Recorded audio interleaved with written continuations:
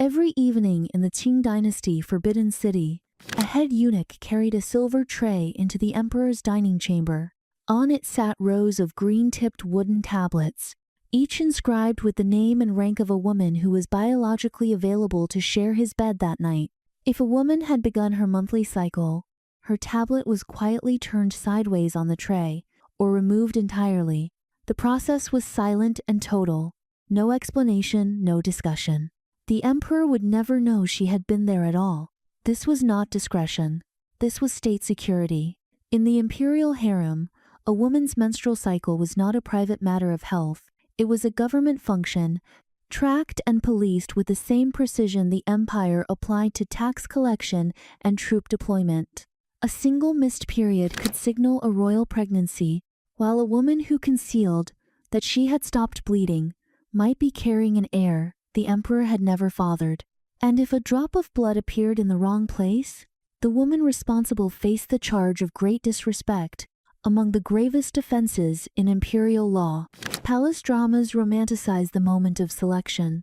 They never show what happened to the women whose tablets were turned away. The tracking of menstruation did not begin with the Qing bureaucracy. It began with jewelry. In the Han Dynasty, more than 2,000 years ago, the system ran on an honor code communicated through visual symbols. A concubine, who was available for the emperor's bed, wore a silver ring on her right hand. The moment her cycle began, or if she suspected pregnancy, she moved a gold ring to her left hand, the hand associated in traditional thought with restriction and withdrawal.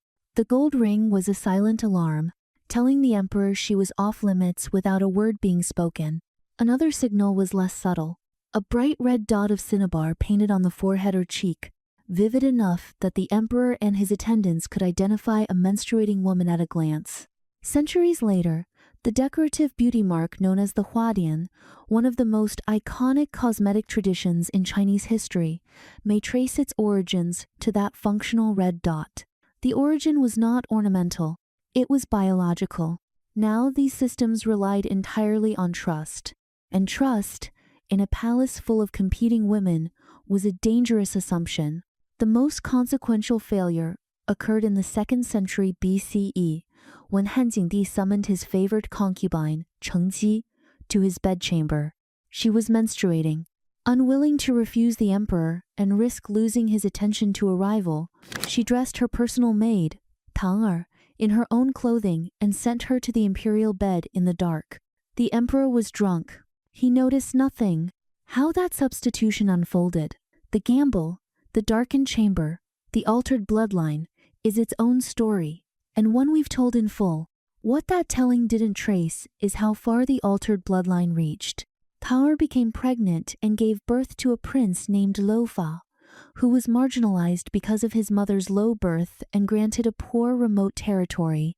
He lived and died in relative obscurity, but generations later, one of his direct descendants, Liu Xiu, overthrew the ruling dynasty and founded the Eastern Han, an empire that endured for nearly 2 centuries. An entire era of Chinese history traces its origin to one woman's menstrual cycle. The Han honor system worked until it didn't, and the reason the court couldn't tolerate its failure went beyond politics. It was cosmological. The emperor embodied pure yang, the celestial masculine force. Menstrual blood was considered its polar opposite, the most concentrated form of yin, earthly, dark, and spiritually contaminating. For the Son of Heaven to encounter it was believed to bring physical illness to the monarch, misfortune to the dynasty, and deep offense to the ancestral spirits. The Forbidden City was a site of constant ritual worship, and unmanaged menstrual blood within its walls was treated as a cosmological emergency. By the Ming dynasty, the court had replaced trust with documentation. The Ming Inner Palace maintained a parallel female bureaucracy, women selected not for beauty but for literacy and administrative precision. Among them were the Tongshi, whose sole responsibility was tracking the biological reality of every woman in the harem. They wielded a specific instrument, a red-tubed pen called the Tongguan. With it, they recorded the start and end of each woman's cycle. Every night she was summoned to the emperor's bed, and any signs of illness or pregnancy. The purpose was not medical care. It was mathematical verification. If a woman later claimed to be carrying the emperor's child, the scribe's ledger could confirm or destroy her claim by cross-referencing her cycle dates against the documented nights of intimacy. See, the tongshi understood the rhythms of the female body in ways no male administrator could. They knew the difference between a late cycle and a lie. Under the Ming, women at least controlled the ledger. The Qing dynasty ended even that, dissolving the female bureaus entirely and handing the tracking of menstruation, along with every other aspect of the emperor's intimate life, to the Office of Palace Services, staffed exclusively by eunuchs. Castrated men now managed the biological schedules of the women they could never touch. And the system they built was ruthlessly efficient. Every tablet pre-filtered by biological status, every encounter timed to 30 minutes, every outcome logged alongside the menstrual records in a single, unbroken ledger that could verify or destroy a woman's claim to be carrying the imperial heir. She had become a line item. The ledger tracked dates.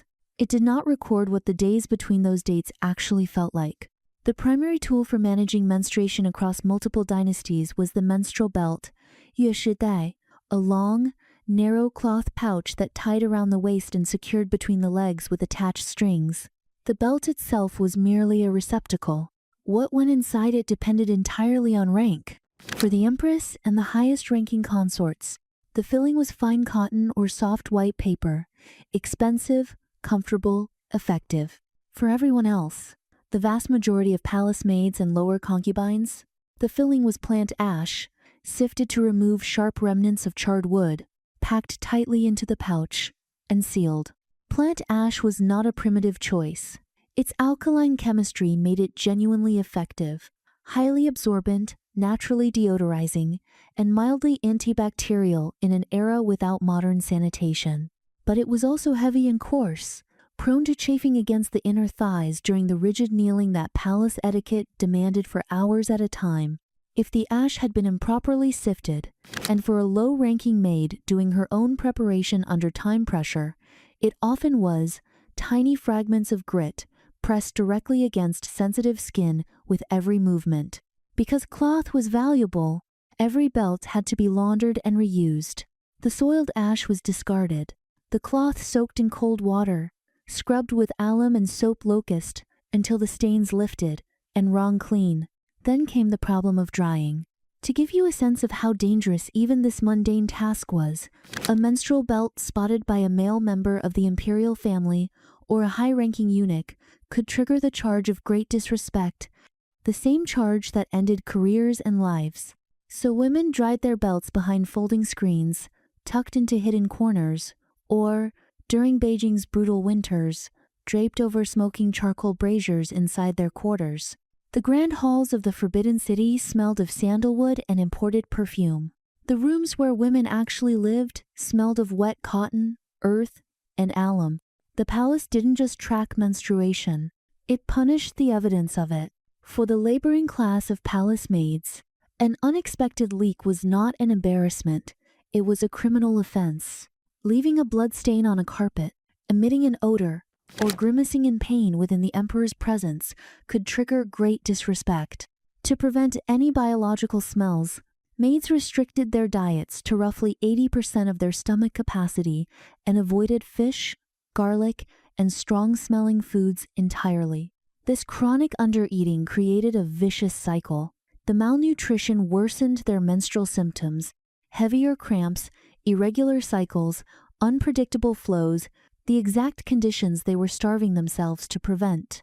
The Qing imperial medical records document the consequences across the harem.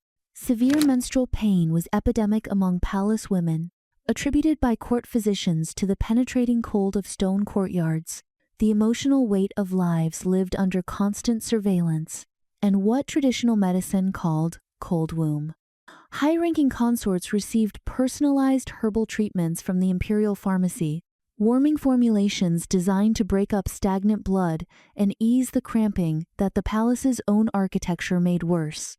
A palace maid suffering the same symptoms in the same winter pressed her abdomen against a lukewarm clay pot and hoped the pain passed before her next shift began. If it didn't, She stood anyway, posture rigid, expression neutral, for as long as she was required to stand. Think about what that means. The system manufactured the conditions that caused the suffering, then punished the women for showing any symptom of it. Everything described so far operated within the system's own brutal logic, tracking, controlling, and penalizing the female body in service of the dynasty's succession. What the Jiajing emperor did in the Ming dynasty stepped outside that logic entirely. Obsessed with Taoist alchemy and the pursuit of immortality, Jiajing became convinced that the ultimate elixir of life required a specific ingredient, the first menstrual blood of virgin girls. The substance was called hongqian, and he harvested it with systematic cruelty. Hundreds of girls, aged 13 and 14, were held captive in the palace. To ensure the purity of the hongqian, they were fed starvation diets of mulberry leaves and rainwater, then forced to ingest toxic drugs that artificially induced heavy bleeding. The toll was catastrophic. Many suffered fatal hemorrhaging. Others were quietly disposed of to keep the formulas secret. Over 200 young women died from the abuse. Here's the thing. The menstrual blood that the palace had spent centuries trying to quarantine and control was now the single most valuable substance the emperor desired, and the girls being drained of it had nothing left to lose. In 1542, 16 maids led by a woman named Yang Jingying crept into the emperor's chamber and attempted to end his life with a silk cord. The attempt failed. A fumbled knot, a last-second confession, a merciless aftermath that consumed the conspirators, their families, and at least 2 of the emperor's own consorts swept up in the investigation. Jiajing survived the assassination. He did not survive his own obsession. The mercury and lead compounds in the hongqian elixirs he consumed for decades poisoned him slowly from within. The substance he had extracted from the bodies of the women he destroyed was the same substance that destroyed him. Across 2,000 years, the management of menstruation in the imperial palace followed a single trajectory, from symbol to ledger to weapon. The Han dynasty asked women to signal their own status with a ring. The Ming assigned female scribes to verify it with a red pen. The Qing handed the entire system to castrated men and removed women from the process altogether. And at its most depraved, the Ming court turned the biological process itself into raw material extracted through torture. The common thread was never hygiene. It was ownership. A woman's body in the Forbidden City was a documented, policed mechanism of the state, a line of data that determined whether she would be summoned or erased, treated for her pain, or left to endure it in silence. The system tracked her blood not because it cared about her health, but because her blood was evidence of availability, of conception, of loyalty to a throne that demanded absolute transparency from every body it claimed to own. But the system's obsession with cycles served yet another purpose, one that became most visible in the months after a woman's tablet stopped appearing on the tray entirely. A missed period wasn't just a medical event. It was the opening move in an entirely different kind of war, one fought with forged pulse readings and poisoned medicines, where a single diagnosis could determine which bloodline sat on the throne.